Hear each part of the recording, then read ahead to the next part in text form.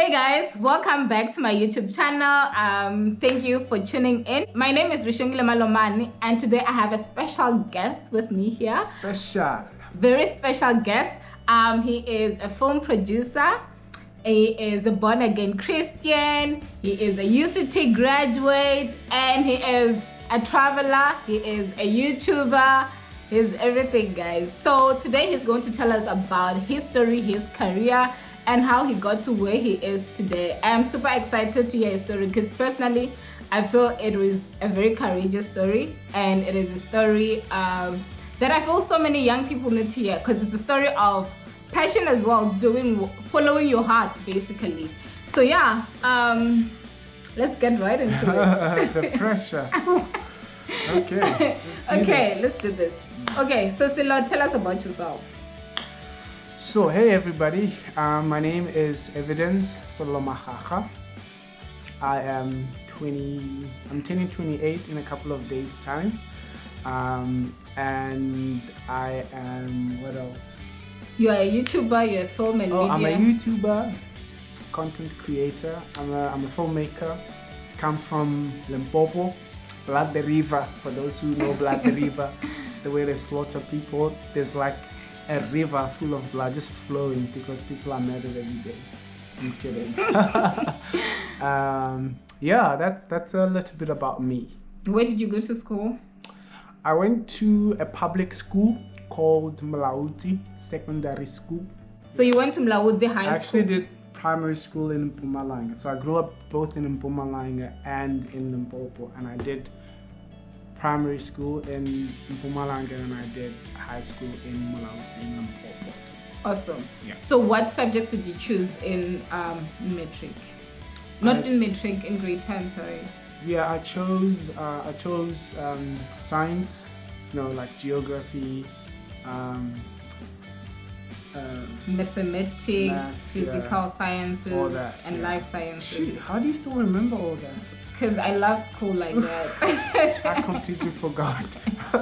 But yes. Okay, so what made you to study science? I actually didn't like numbers at all. I hated numbers. So the only choice that I had was science. Was just like biology and all these living things. I genuinely loved those parts. I think I loved it because I didn't like the other one.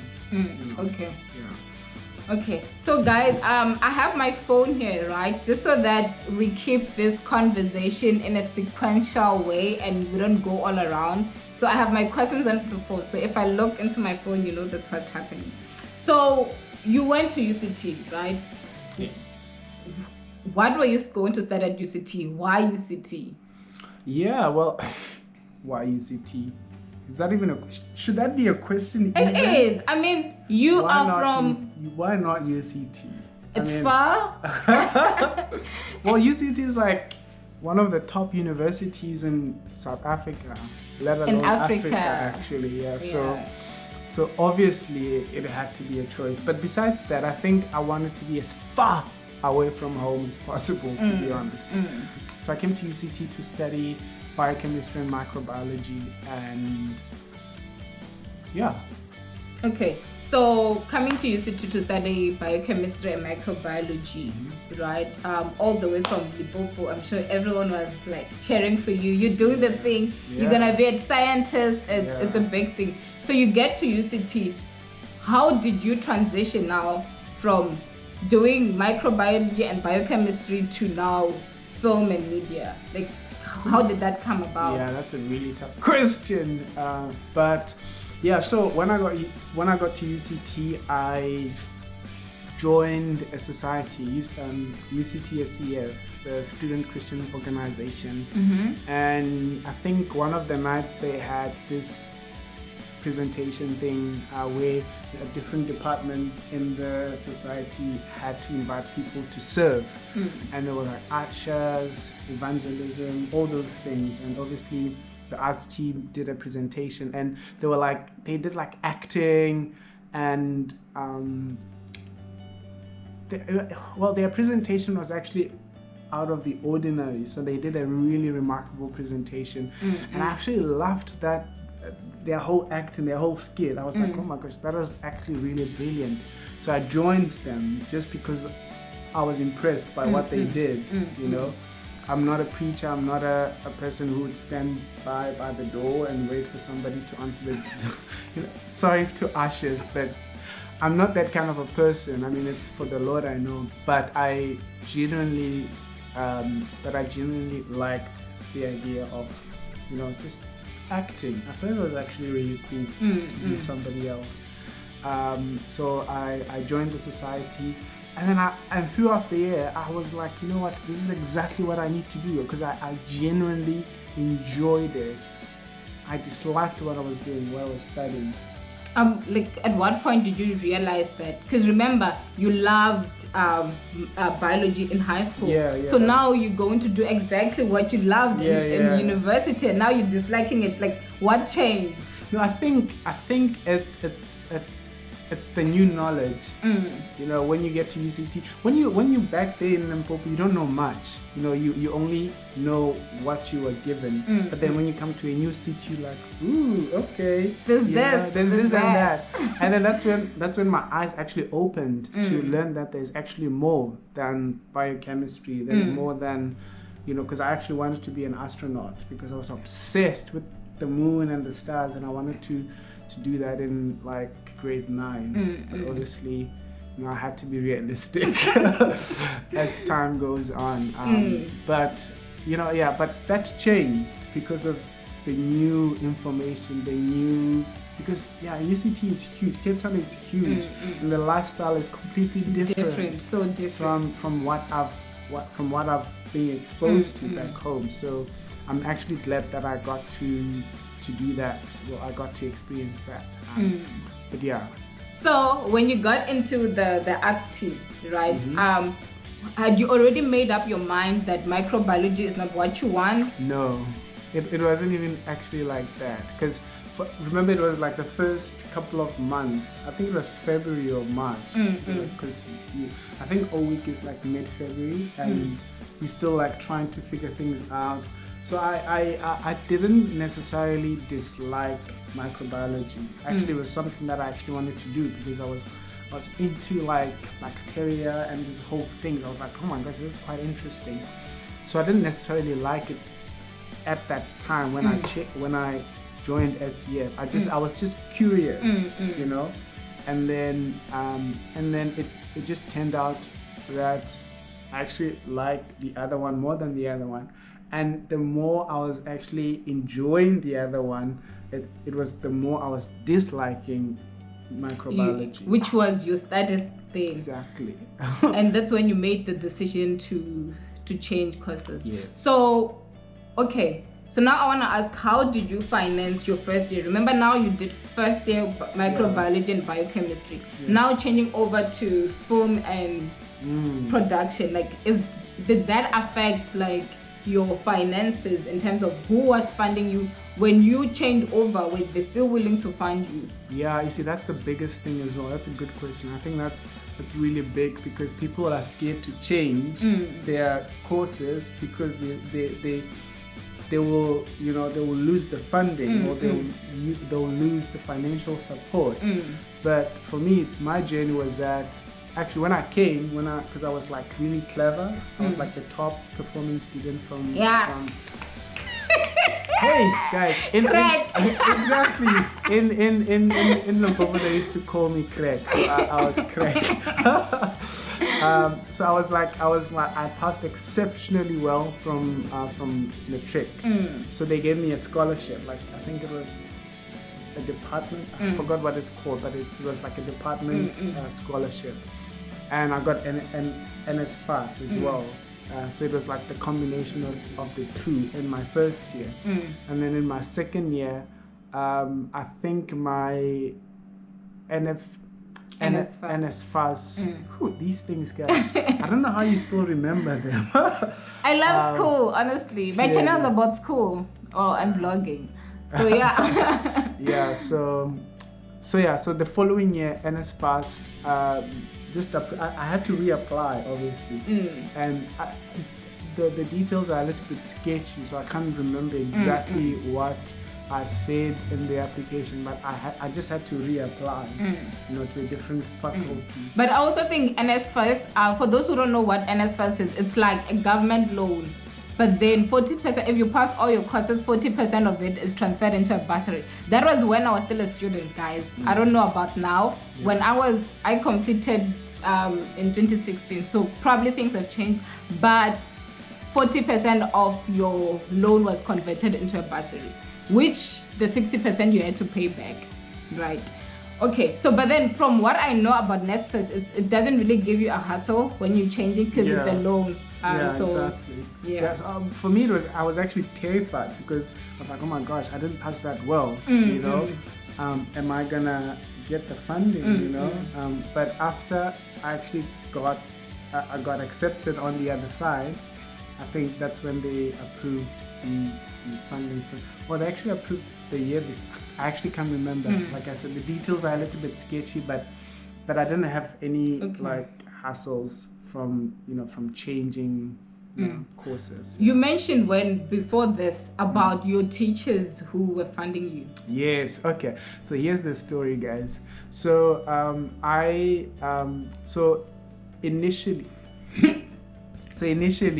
when I was doing science, I used to get support from my teachers, right? They used to send me 1,000 rand, 700 rand every now and again, because I was in catering at Leo Market.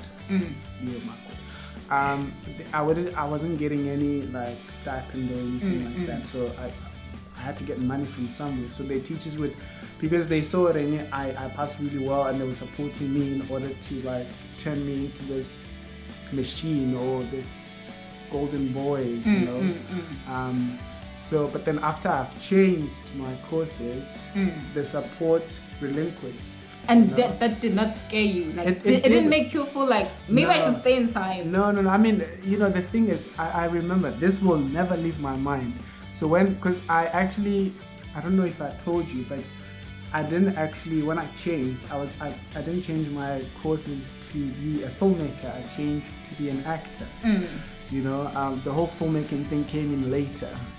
But when I went back home in 2011, and I told them that I wanted to change, you know what my teachers said? They said, we don't want you to be like one of those people who hands out posters. They were literally against the whole idea because they feel like, being an actor, you'd be like a failure. There isn't any steady income. You'll obviously try to get money elsewhere by doing those poster and which is so true for many of us. I mean, media is something that I think from Limpopo we're not well aware about the careers that you can do and all that. So coming from Limpopo in a small township to UCT to do acting. It's a dramatic change. But then I am so proud of you that you were still able to persevere and be like, this is what I want to do. I'm going for it. No matter what. Yeah, Shungi, I think what also helped me was that the following year I was changing. I was changing from Leo Market to self-catering. So NSFAS would give me money, as a stipend, to buy, food. So that helped because I had no support anywhere else, So that I had to endure that, but honestly. So where are you now in terms of your career? Yeah, I mean, at this stage in my career, I am completely happy. I kind of feel like I have found my purpose. Have you ever found something that you were looking for and just do it with your entire being? And I kind of feel like that's where I am. And that is work, by the way. It's talking about work. Yes. You're one of the sorry to just jump into you, but you're one of the few people that can actually say that about the kind of work that they do. Yeah. So consider yourself blessed. Thank you. No, it is. I kind of feel like if I had continued with science, I would have been making a lot of money, which is something that I'm not doing now. For now.